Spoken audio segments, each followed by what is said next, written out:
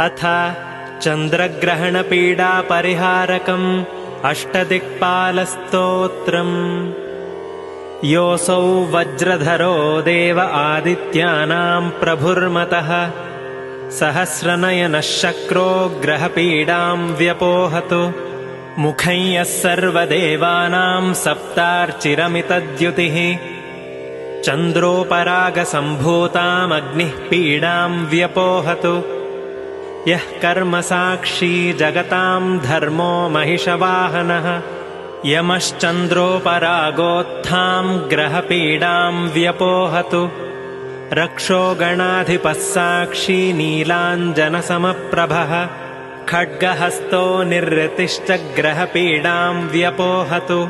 नागपाशधरो देवः सदा मकरवाहनः सजलाधिपतिर्देवो ग्रहपीडाम् व्यपोहतु।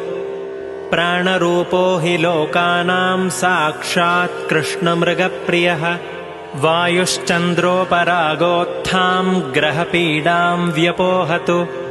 योऽसौ निधिपतिर्देवः खड्गशूलगदाधरः चन्द्रोपरागकलुषम् धनदो मे व्यपोहतु। योऽसाविन्दुधरो देवः पिनाकी वृषवाहनः चन्द्रोपरागपापानि सनाशयतु शङ्करः। त्रैलोक्ये यानि भूतानि स्थावराणि चराणि च ब्रह्मविष्ण्वर्करुद्राश्च दहन्तु मम पातकम्।